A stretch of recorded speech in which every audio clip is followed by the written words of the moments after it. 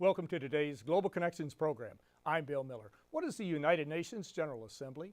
What is the General Assembly doing to deal with major issues such as climate change, health, education, and poverty? We'll be back in just a moment to talk about these and other important issues.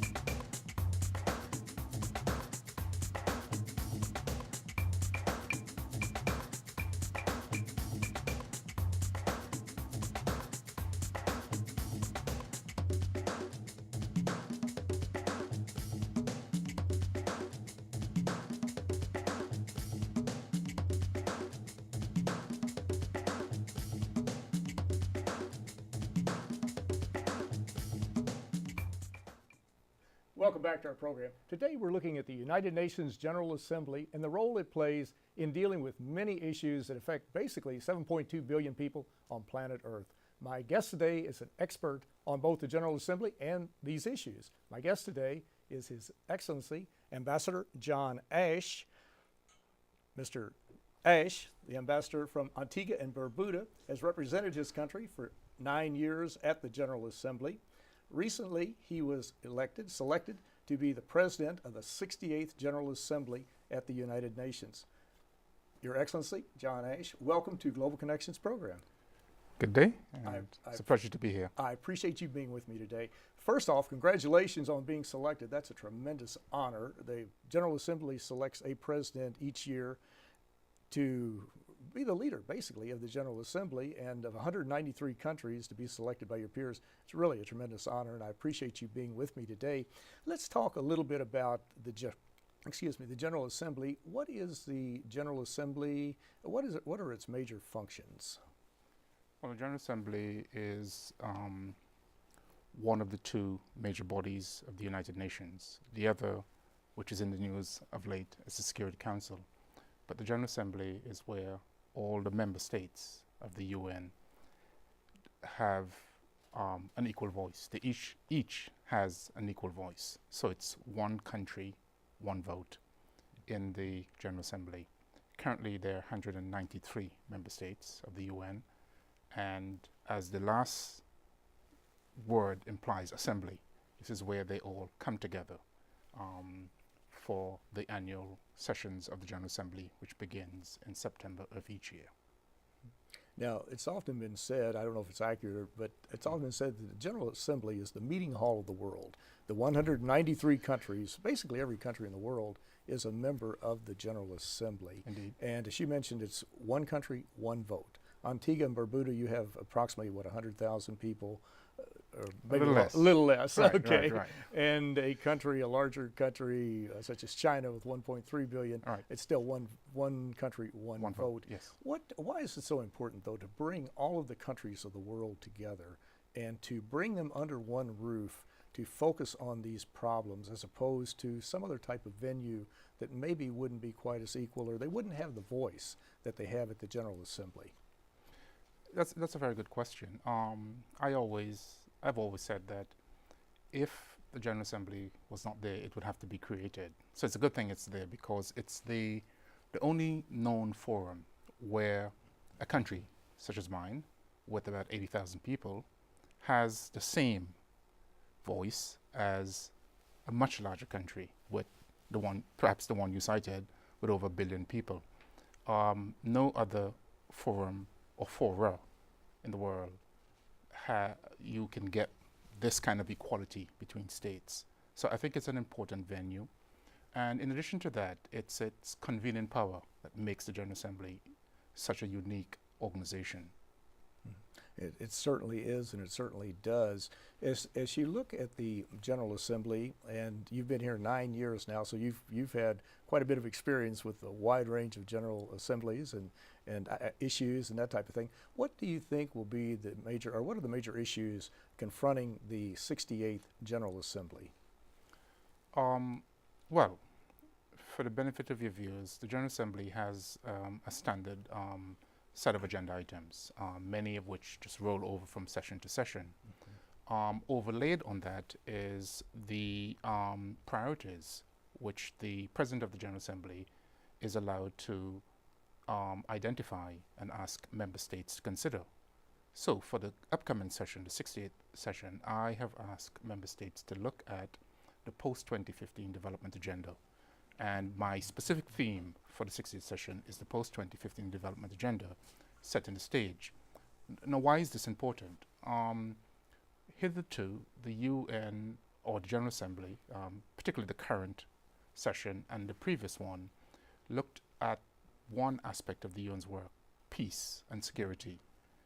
There's a feeling, given that the majority of the member states are developing countries, that the development portfolio has been largely overlooked. The UN is in the process of defining a development agenda that would take the place of the Millennium Development Goals, which, as you know, are supposed to come to fruition in 2015. So it is my view that member states ought to turn their attention to that exercise, given its importance. That's very true. And just to go back a little bit, those Millennium Development Goals were so critical. They were adopted in 2000 by the majority of the states, the members of the General Assembly, to basically 8 logical, objective, measurable goals to reduce abject poverty by 50%, to promote universal primary school education, empower women, reverse the AIDS pandemic, and 4 others. And they were so important, and they were on a 15-year time continuum. As you mentioned, they expire in 2015. But the idea is not to just quit and say, well, many countries have achieved some of the goals, all of the goals, or maybe none of the goals, whichever the case might be, but to keep that process alive and to move it forward. And so that will be one of your main functions? Well, yes, the short answer to that is yes, but if you could step back a bit. Of course, the idea was that all these goals will reach, will have achieved their individual objectives by 2015. But a number of things have conspired to prevent that. Most recent were the multiple crises of 2008, 2009, which I think have set back development writ large significantly. And so there's been a recalibration. And it's, I think the prevailing view is that the international community will fall short of the objectives of the MDGs, the Millennium Development Goals. Irrespective of that, though, some countries, as you have correctly noted, did achieve the goals, others not, but something needs to be done come 2015. And that's what the process I hope to begin starting with the 60th session. And these are so vitally important. And it was really, I think, a stroke of genius. That's just from an outsider's viewpoint, you understand. When, I guess it was Kofi Annan, when he was Secretary General of the United Nations, who came up with this idea and said that there are a lot of issues before the General Assembly and the UN system, and the entire system, but we need to galvanize and focus our attention on at least these 8. There are other issues going on and we can focus on, but I think it's really helped mobilize large parts of the world. We hear about faith-based groups that have signed on to help achieve the Millennium Development Goals, service clubs like Rotary International, Lions International. You have youth groups that are mobilizing, raising money to achieve some of the Millennium Development Goals. So it's really sort of galvanized the world, has it not, to a large degree? Well, there's I have to be careful. There's a certain sexiness about them.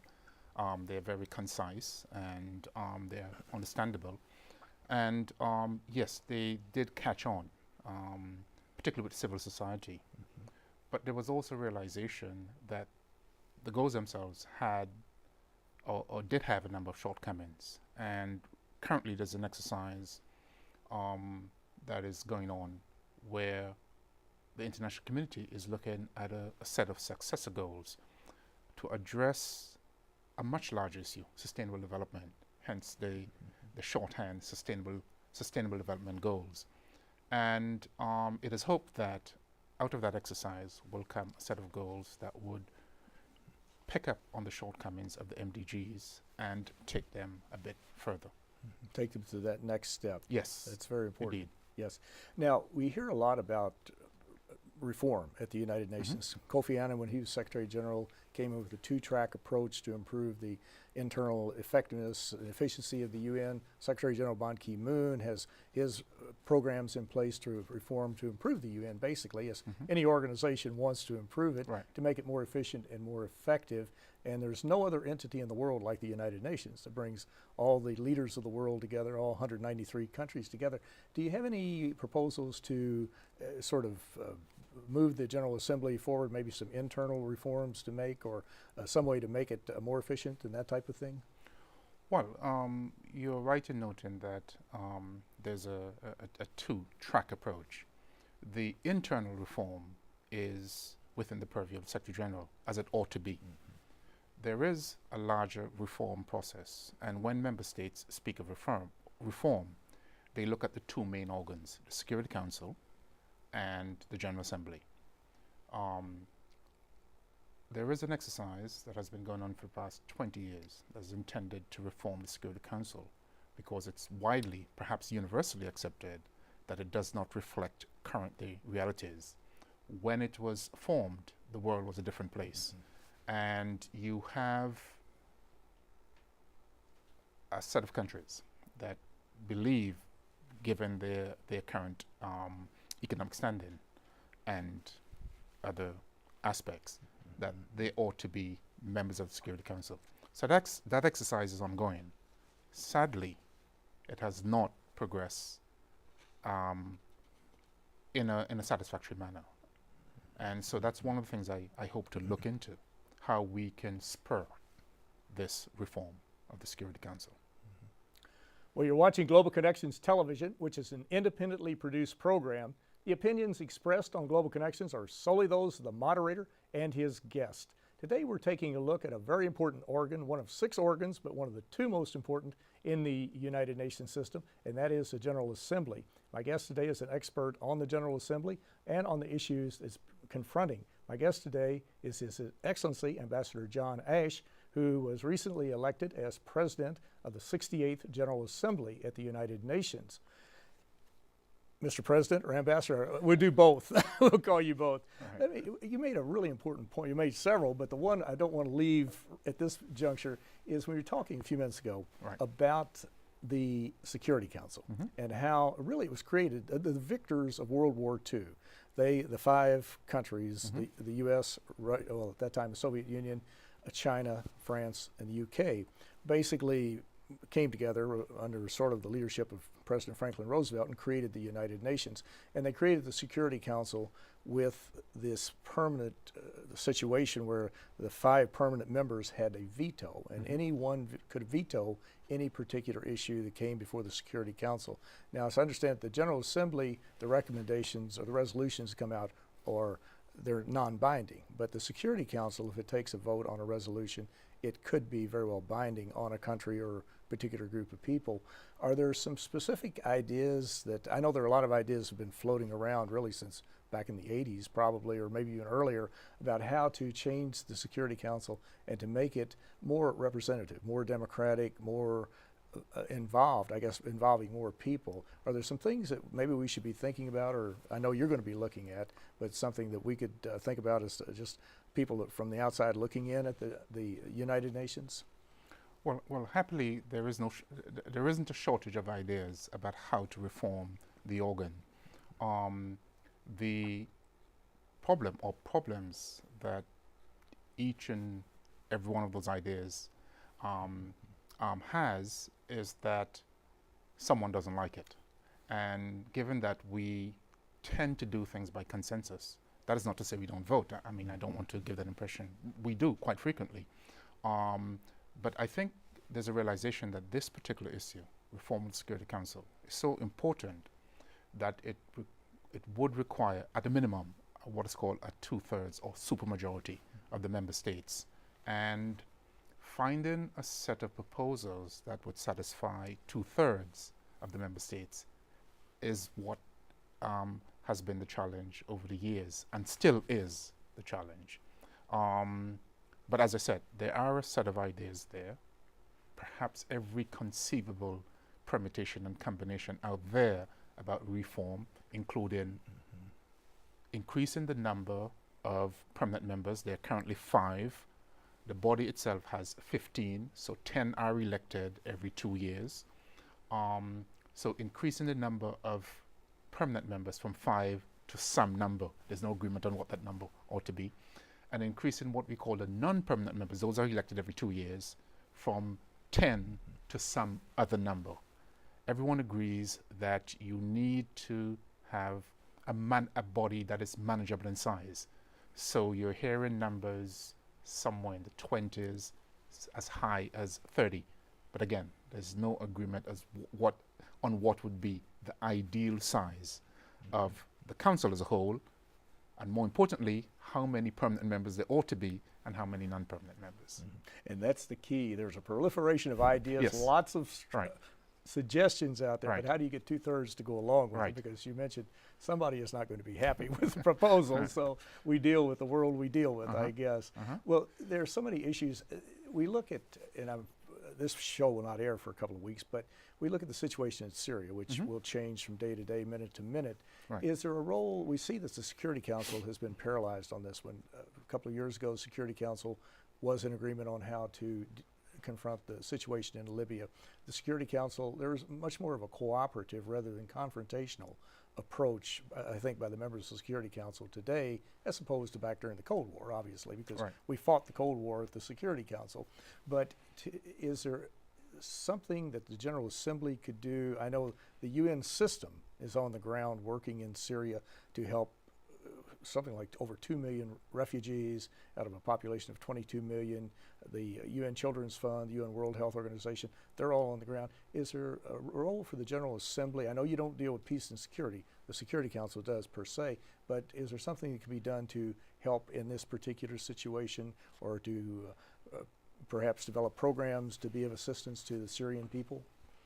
You made a point earlier in highlighting one of the key differences between both bodies, the Security Council and the General Assembly.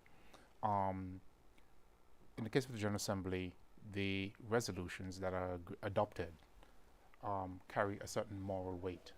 They have no legal standing, and they're not binding on member states.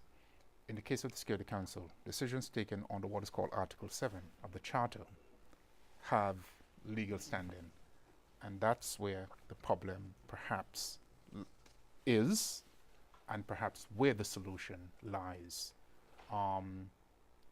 In the case of Syria and specific actions called for by some, it will require action by the Security Council, and only the Security Council can take that decision. And therein lies what many consider to be a dysfunctional organization, if that is the case. Hence the call for reform and all the things that you hear about the UN. You also, as we've looked at the United Nations over the years, we see that so often that countries, when they cannot deal either individually or perhaps a couple of them, 2 or 3 collectively, or even a region, cannot deal with their particular problems, say some type of internal civil war, or perhaps 2 countries fighting one another, whatever the case might be. But so often countries will bring problems to the United Nations after they've reached that point, I won't say of no return, but they've really become very intractable at times. Have you seen that as in your 9 years up here, that so often when the problems are brought to the General Assembly or to the Security Council in particular, that they've really been not allowed, but they've just developed to the point where they're extremely dangerous and very difficult to deal with? Well, invariably what happens is that the international community is usually called to respond to something that's happening in a particular region or particular country. And that's how the UN or its partners, perhaps NATO or whatever, do get involved. But to say that countries do look to the UN ultimately as an arbiter and as a neutral one. And it's for the international community to judge whether that is the case in any specific set of circumstances. But I think the UN has that credibility and will always be looked upon or looked to by countries as the ultimate arbiter of the settle of disputes, so to speak. And the UN does have that credibility too. It's a sort of an objective entity to get involved in these particular issues. That's why it can set up mechanisms out there for countries to hold their peaceful democratic elections. It can send peacekeepers into areas Right. that really don't take sides and go in and try to work with both sides and let them resolve their differences. So it's very important to do that. Before we leave the General Assembly, I'm fascinated. Again, I cannot stress how wonderful it is that you've been elected as president of the 68th General Assembly, and it's a tremendous honor. Don't go into great detail, but what is the process? Does your region nominate someone to be president of the General Assembly? Does it work like that? The Latin American Caribbean region would nominate you to be the president of the General Assembly, or how does that process work? Well, it may not be typical for every member state of the UN, but most member states belong to multiple groups. In my specific case, Antigua and Barbuda, we are a member of a group known as CARICOM, Caribbean Community. Caribbean. And we do take joint decisions. We strive for common foreign policy, and our heads meet regularly, that sort of thing. Within that, there's a broader group, which is the Latin American and Caribbean group. The way the process works, re-elections for the President of the General Assembly, is that the candidate requires the endorsement of his or her regional grouping. In my case, it would be Latin American and Caribbean. But my first step was to get the support of my sub-regional group, which is the CARICOM, and then collectively we took that to the wider Latin American Caribbean group. There are instances, as has happened, where a candidate does not receive the endorsement of his or her regional group and is brought to a vote of the entire membership. I see. But usually it's by acclamation, as it was in my case. It's a fascinating process. It certainly is, and one that I'd like to read a book about it sometime. Right, Maybe right. you should write it. All right, there You go. could do that. Before we run out of time, there are a couple of other items I'd like to get to. One, the United Nations, the General Assembly in particular, has developed over the years international days to focus attention on particular issues and problems and to make people aware of them and to help mobilize support from a wide range of entities to be involved in dealing with those issues, like the International Day of Women, International Day of AIDS, different things like different activities and groups like that.